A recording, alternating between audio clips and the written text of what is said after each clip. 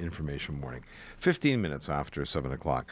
Well, it wasn't that long ago when natural gas from Enbridge was touted as the next big thing, a low-cost and plentiful answer to New Brunswick's energy needs. Well, that was then.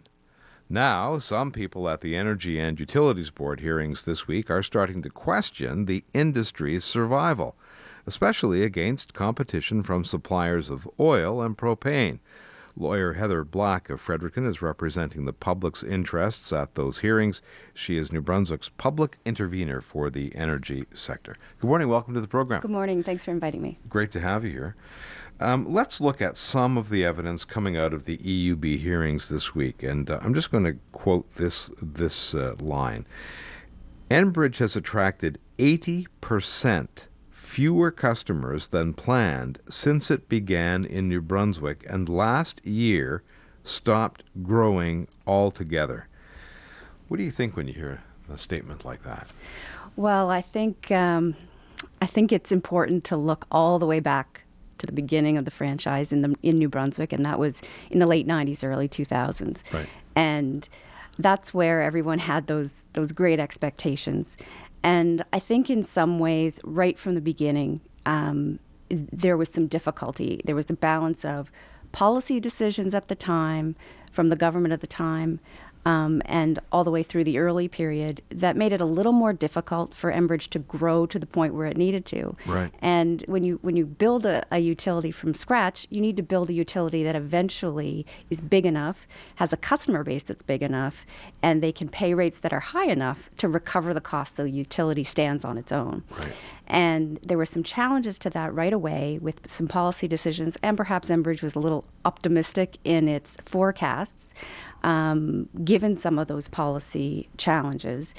And over time, the other thing that didn't come to pass was in a lot of other jurisdictions that have natural gas, the cost of the gas itself is quite low. Right. And in this part of the world, it never came to pass that natural gas cost was as low as we expected. So that confluence of factors over time meant that Enbridge's growth right from the beginning never really met those expectations.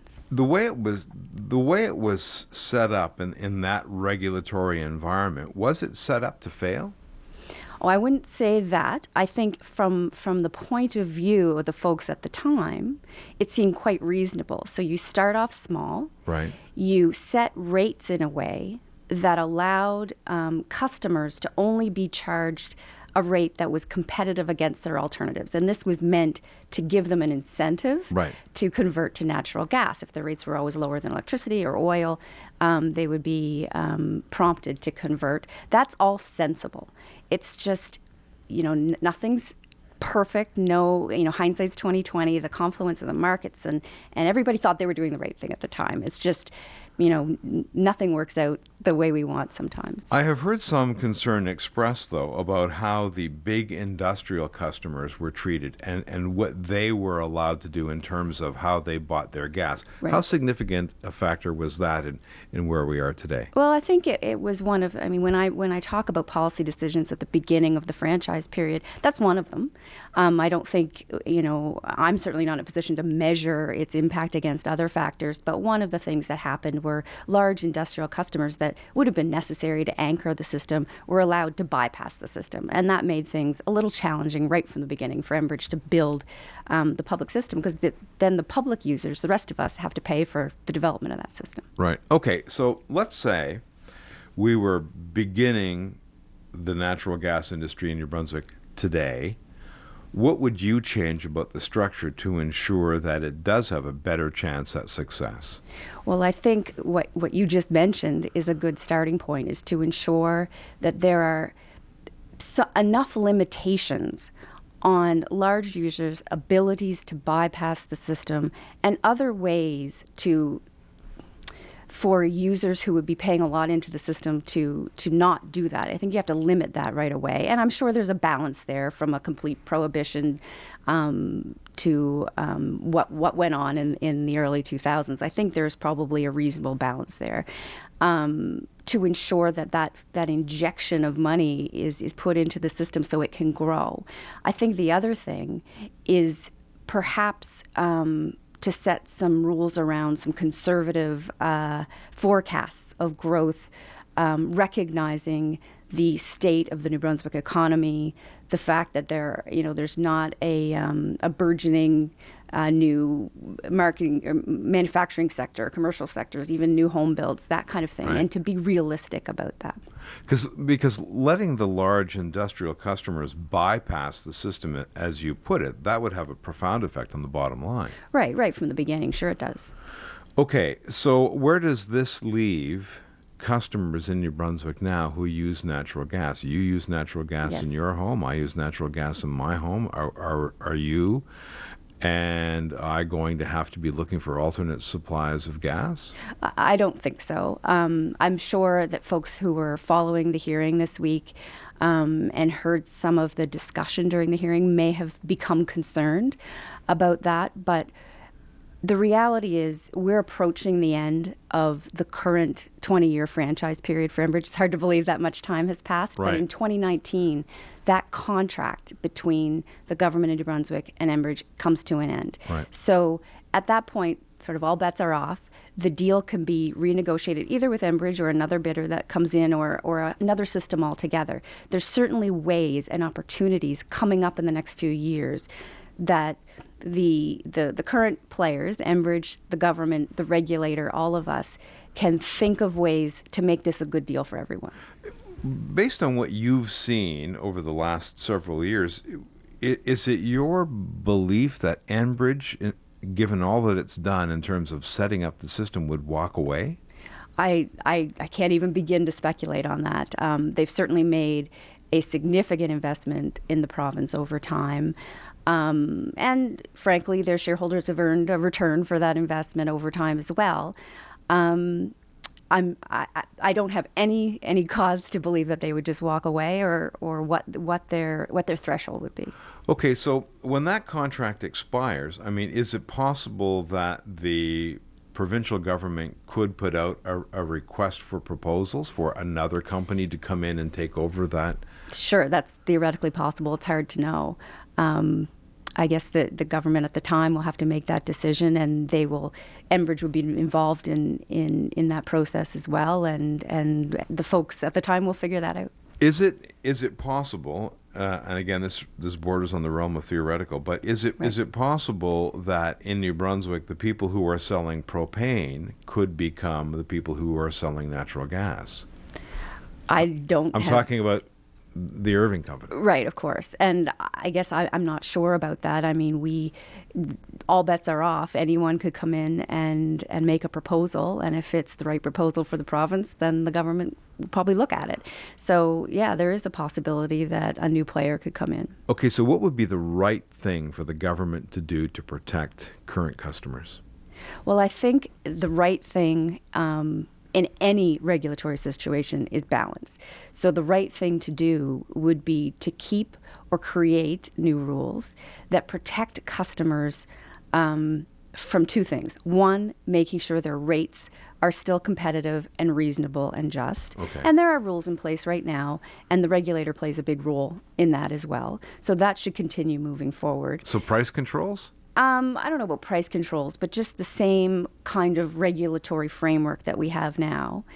And the other thing is just to recognize that we're in a bit of a different world than we were before, and we have to face those challenges head on.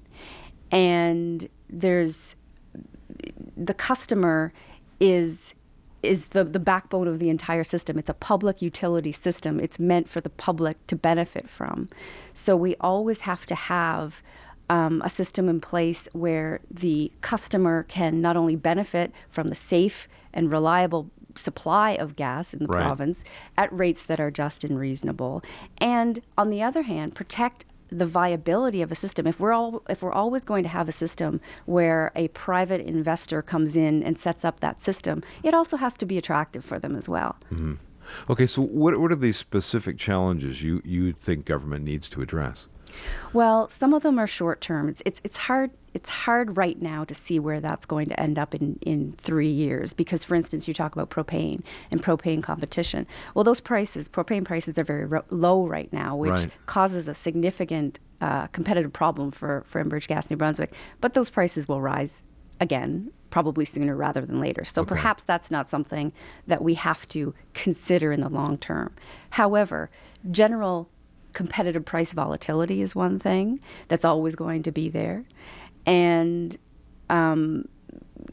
there are ways to keep that into consideration, to forecast that, to bring that into focus every time the regulator makes a decision. Right. What about on the marketing front? Does government have a responsibility there to try to prime the pump so that more people are, in fact, using natural gas?